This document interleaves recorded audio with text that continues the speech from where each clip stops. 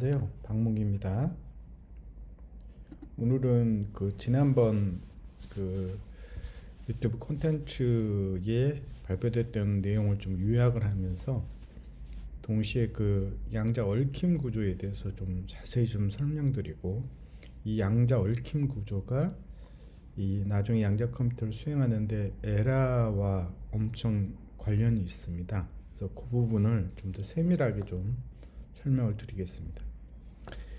양자 컴퓨터라고 하는 거는 이 원자 자체를 이 컴퓨터 연산용으로 쓰는 거라고 했습니다.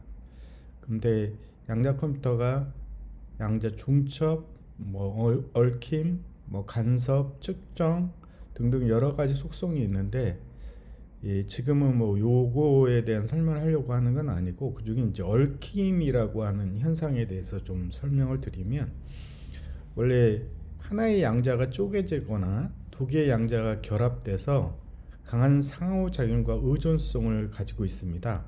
요거를 갖다 저희가 얽힘이라고 표현을 해요. 그러니까 얽히는 방식이야 여러 가지 방법이 있어서 그건 뒤에 좀 말씀드리고, 근데 이 양자 얽힘이 이제 처음에 여러분 이해하기 어려운 것 중에 하나가, 이 일종의 양자 얽힘이라는 건 스포츠 댄스하고 비슷하거든요. 그러니까 예를 들어서 남자가 있고 여자가 같이 스포츠 댄스를 치는데, 남자가 오른발을 여자 쪽으로 내밀면 여자는 당연히 자신의 왼발을 뒤로 빼야 됩니다. 그래서 만약에 빼지 않으면 밟히게 되는 거죠. 그래서 요 상태일 때를 여러분 가정을 해보면, 특이하게 양쪽의 남녀는 자신의 상태를 가지고 상대방의 상태를 알 수가 있습니다. 그러니까 일반적으로는 이제 내가 상대방의 상태를 이제 참조를 하거나 물어봐야 되는 거죠. 지금은 소위 말해서 이제 CPU나 GPU 기반은 대부분 그런 식으로 돼 있거든요. 그러니까 남의 어떤 메모리 공간을 참조를 할 때 내가 직접 읽어내는 거죠.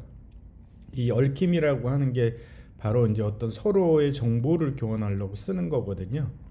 그래서 보면 남자 쪽에서 보면 내가 오른발이 나갔다는 건 여자는 왼발이 뒤로 갔다는 걸 알 수가 있어요. 반대로 여자 입장에서 보면 자신의 왼발이 뒤로 나가게 되면 이건 당연히 남자는 오른발이 앞으로 나와 있다는 걸 알게 되거든요. 그러니까 특이하게 나의 상태를 알면 상대방의 상태를 알 수 있고, 상대방의 상태를 알게 되면 나의 상태를 알 수 있어요. 그래서 이제 이게 사용하는 거는 이제 크게 두 군데인데, 양자 통신하고 양자 컴퓨팅에 사용이 돼요. 그러니까 양자 통신 같은 경우는 이제 원격지에 데이터를 전송할 때 내가 변경이 되면 상대방이 그걸 바로 인식한다는 거죠. 상대방이 굳이 나의 내용을 물어보지 않아도 인식이 되는 거죠. 이런 걸 갖다 이제 공간적 얽힘이라고도 합니다. 물론 요즘에는 시간적 얽힘이라고 하는 것도 있습니다. 그러니까 과거하고 현재하고 미래가 뭔가 얽혀 있는 이런 거는, 공간적 얽힘 같은 경우는 이미 이제 다 증명이 됐고 구현도 됐는데, 시간적 얽힘은 아직 구현되지는 않습니다. 그래서 기본적으로 양자 통신에 쓰고요. 양자 컴퓨팅 간에는 큐빅과 큐빅 간에 이제 얽혀 있게 됩니다. 큐빅 2개 간에 얽힐 수도 있고 지금은 한 3개까지 얽힐 수가 있는데, 큐빅 간에 얽혀 있게 되면 상대방 큐빗의 내용을, 원래 이제 우리가 소위 말해서 측정이라는 과정을 하게 되면 상대방 큐빗이 붕괴돼 버리거든요. 그러니까 굳이 붕괴를 하지 않고도 상대방 큐빗의 어떤 상태를 알 수 있는 거를 양자 얽힘이라고 사실은 표현을 하는 거죠. 자, 그래서 여러분 양자 컴퓨터 종류가 다양하게 있다라는 거는 많이 들으셨을 거예요. 슈퍼 컨덕팅 루프라는 초전도 방식도 있고, 트랩드 아이온, 그 다음에 실리콘 퀀텀 닷, 토폴로지컬 큐빗, 다이아몬드 공급, 중성 원자, 광자. 그러니까 현재는 이제 슈퍼 컴퓨팅과 이제 트랩드 아이온 방식이 가장 앞서고 있고, 그 다음에 중성 원자하고 포토닉이 지금 따라오고 있고, 나머지는 현재 특별하게 제품화되어 있지는 않습니다. 이 슈퍼컴퓨팅 업체 초정도 방식의 최고는 현재 IBM이고요. IBM이 주도적으로 지금 개발을 하고 있고, 그 다음에 트랩드 아이온 방식은 아이온큐가 주도적으로 개발을 하고 있습니다. 근데 이 두 가지에 따라서 양자의 얽힘 구조가 달라지게 됩니다. 자, 예를 들면 요거는 IBM QPU거든요. 그 다음에 두 번째는 똑같은 쫀도 방식인 구글 QPU인데, 여기 보면 0번부터 26번까지의 큐빗이 이렇게 있는데, 요 선이라고 하는 의미가 얘와 얘가 얽힐 수 있다라고 하는 의미예요. 그러니까 1번 큐빗 같은 경우는 0번과 얽힐 수가 있고 4번과 얽힐 수가 있고 2번과는 얽힐 수가 있어요.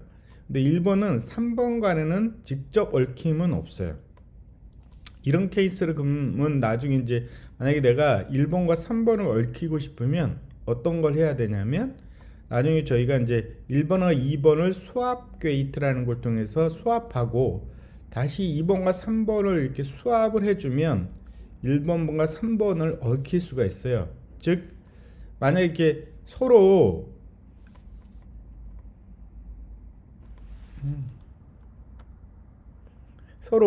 그 연결되지 않은 이런 큐빅 간에는 만약에 이렇게 건너뛰어서 얽히게 되면 이 한 구간을 지나갈 때마다 에러가 증가하게 되는 이런 문제가 있습니다. 그래서 이제 여기도 오른쪽도 구글 보면은 이 모든 큐빗들이 있는데 중간에 이제 얽힘이 뭐 예를 들면 얘와 얘 사이는 얘를 건너서 가야 되는 거죠. 그래서 스왑 이런 방식으로 하게 되면 나중에 에러가 증가하는 그런 문제가 있습니다. 그래서 이제 이런 초전도 방식들은 주로 리니어 방식이나 그리드 방식으로 QPU들이 서로 연결이 되어 있습니다. 그래서 요거는 IBM, 구글, 리게티들의 어떤 연결 구조를 나타내는 거거든요. 근데 이제 아이온큐의 QPU 이온 방식들은 대부분 실제 원자, 그러니까 초전도는 대부분 인공 원자라고 부르고, 이 아이온큐나 이온 방식들은 실제로 존재하는 원자를 이제 가둬 가지고 얘네들한테 어떤 레이저를 통해서 서로 연결을 해줍니다. 그러다 보니까 이런 QPU들의 특징은 바로 다대다로 연결이 가능한 거죠. 그래서 하나의 큐빗이 모든 큐빗과 연결되어 있습니다. 그래서 이런 거는 우리가 컴플리트 구조라고 부르거든요. 아이온큐 같은 경우는 이제 이런 부분이 굉장히 뛰어난 거죠. 그러니까 굳이 이 큐빗과 이 큐빗이 연결하고 싶다, 얽힘하고 싶다 그러면 바로 얽힘을 이렇게 하면 돼요.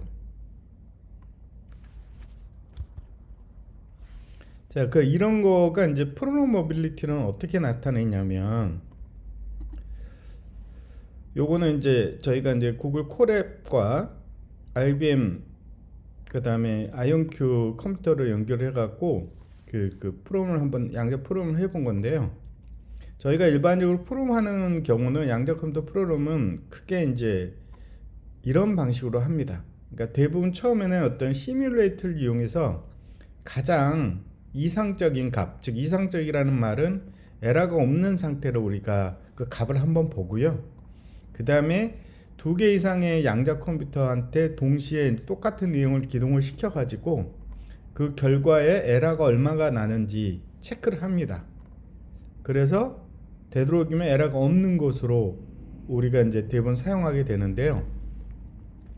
이 얽힌 구조와 관련해서는 이 프로그램 할 때 어떤 문제가 생기냐면, 아이온큐 같은 경우는 다대다로 언제든지 얽힐 수가 있기 때문에 특별하게 QPU의 구조 자체를 신경 쓰지 않아도 됩니다.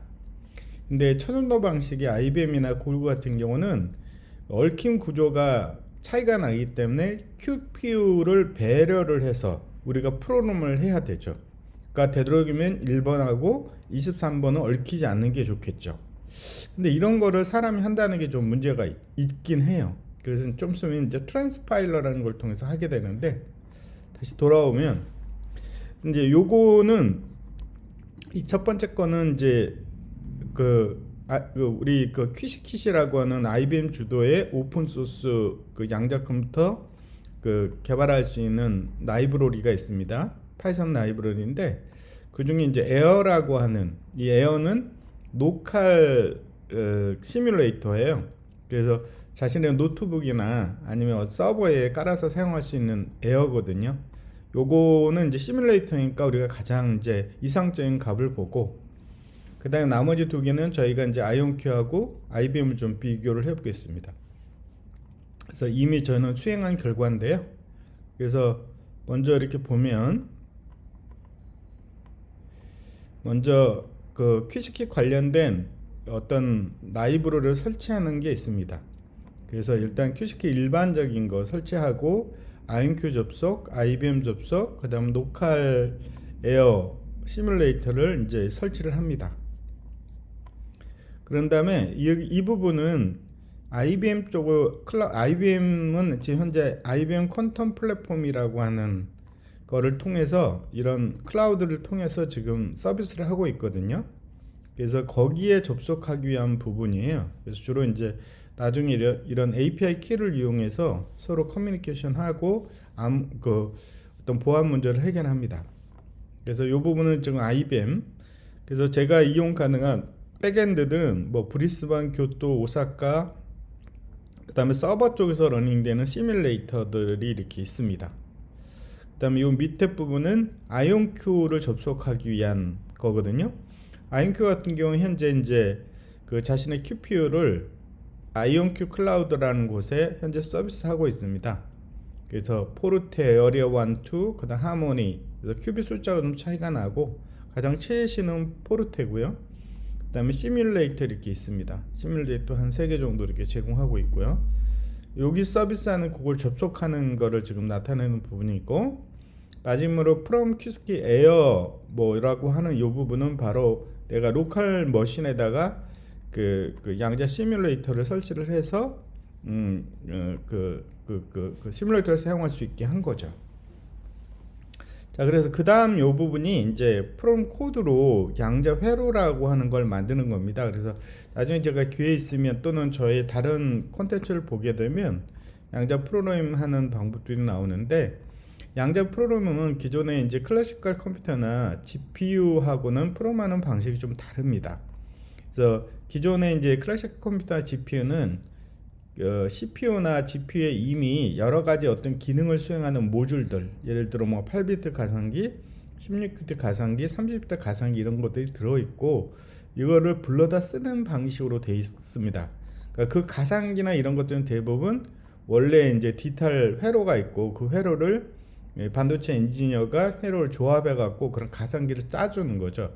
근데 양자 컴퓨터는 그런 어떤 있는 기능을 이용해서 뭘 하는 것이 아니고 회로 자체를 프로그램하는 거를 양자 컴퓨터 프로그램이라고 부릅니다. 그러니까 이제 양자 컴퓨터도 이제 독자적으로 사용하는 것보다는 대부분 기존의 CPU 머신하고 같이 쓰기 때문에 전통적인 그 프로시저 순서도 기반의 프로그램은 그 CPU에서 하고, 양자 컴퓨터가 잘 하는 그 행렬 연산 부분을, 벡터나 행렬 연산 부분을 양자한테 넘겨서 결과를 받고, 다시 그걸 가지고 다시 CPU 쪽에서 어떤 프로시를 돌려서 어떤 결과값을 내면 되거든요. 그래서 이제 이런 부분이 바로 그런 부분인데, 양자 컴퓨터는 양자 프로그램이라는 거 회로를 만드는 겁니다. 그래서 나중에 이제 기회 있으면 제가 뭐 X 게이트가 뭐고, 컨트롤 X 게이트가 뭐고, 뭐 측정 게이트가 뭐고 이런 걸 얘기를 할 건데, 여기 이제 프로그램적으로 기술한 거거든요. 그런 다음에 이 프로그램적으로 기술한 거를 이제 일단 가장 일반적인 형태로 이렇게 보는 겁니다. 이게 양자 회로 구조거든요. 그래서 여기 보면 QPU들이 한 5개가 있고, 이걸 읽어내 클래시컬 큐빗이 한 5개 정도가 있고, 거기에 어떤 논리 게이트에 해당하는 어떤 양자 게이트들, 양자 회로들, 뭐 이런 것들 나중에 보면 양자 행렬로 표현이 되는데, 하여튼 이런 걸 가해서 나중에 어떤 결과값을 측정하게 되거든요. 그래서 요게 이제 가장 이상적인 형태라고 볼 수가 있습니다. 그런 다음에 이제 저희가 이제 수행을 하기 위해서는 트랜스파일러라는 과정을 거치는데, 양자 시스템이 되게 다양하기 때문에 각각의 시스템에 맞춰서 최적화하는 과정을 거칩니다. 그래서 이런 걸 갖다 제가 트랜스파일러가 그 일을 하게 되면, 즉 아까 보면 이렇게 양자 컴퓨터가 이제 이런 구조가 좀 다르잖아요. 그러니까 표준적인 그 구조에서 지원하는 이런 얽힘 구조를 원래 이 그 구조가 다른 놈에 맞춰서 제대로 이제 최적화해 주는 걸 갖다 우리가 트랜스파일러라고 해요. 이런 과정을 이렇게 거치는 거죠. 그래서 요거는 이제 이론상이고, 그 다음에 제가 지금 수행하는 거는 시뮬레이터를 수행하는데, 시뮬레이터 쪽에서는 구조가 똑같이 이렇게 구현이 되는 겁니다. 가장 이상적인 상태니까요. 예.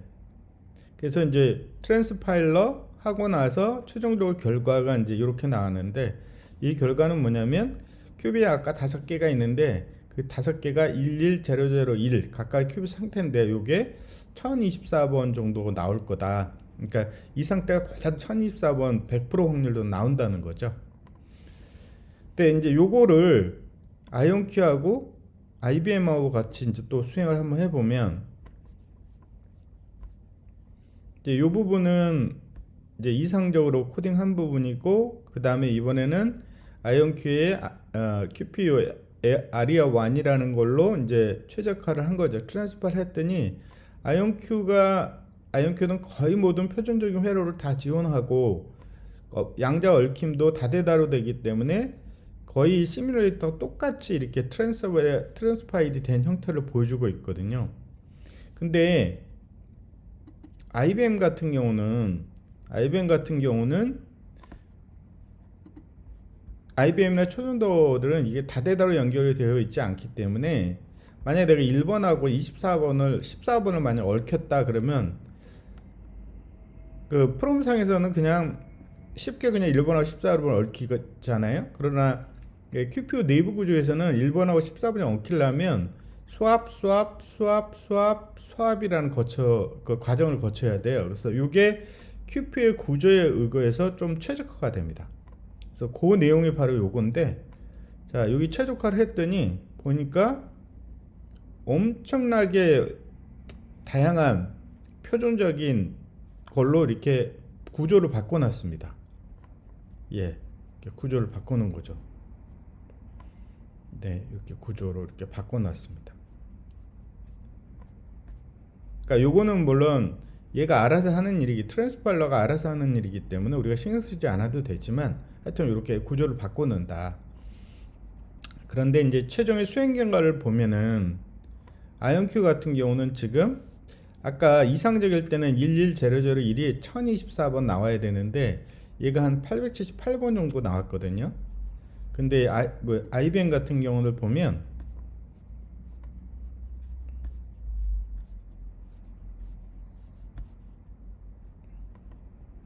여기 459번 정도가 나왔어요. 그러니까 나머지 부분은 지금 에러입니다. 에러. 그러니까 이제 양자 컴퓨터는 현재 문제가 좀 에러가 좀 많이 발생하는 문제가 있거든요. 근데 그게 어차피 이제 양자 컴퓨터는 기존의 디지털 컴퓨터처럼 에러가 없다는 걸 간주하는 게 아니라 얘는 어느 정도 에러가 있을 수가 있어요. 그 확률론적으로 계산을 하기 때문에. 근데 하여튼 11001이 얘는 459번이 IBM은 나왔고 아이온큐 같은 경우는 878번. 그러니까 단순 비교를 하더라도 약 2배 정도 되죠. 네. 그래서 정리하면 이런 양자 QPU 같은 경우는 현재 종류들이 다양하는데, 특히 이제 초전도하고 이제 아이온큐 같은 경우는 초전도는 물리적으로 어떤 QPU 간의 어떤 연결 구조를 가지고 있고, 그러다 보니까 다대다로 연결하는 게 굉장히 불편해요. 하기 어렵습니다. 근데 이제 아이온큐 같은 경우는 그 실제 천연 원자를 갖다가 잡아놓고 그거를 레이저로 서로 연결을 하기 때문에 얽힌 구조가 굉장히 뛰어나거든요. 그러다 보니까 프로그래머빌리티가 좋고, 그것 때문에 에러 발생하는 게 작다라고 하는 게 이 내용의 핵심입니다. 감사합니다.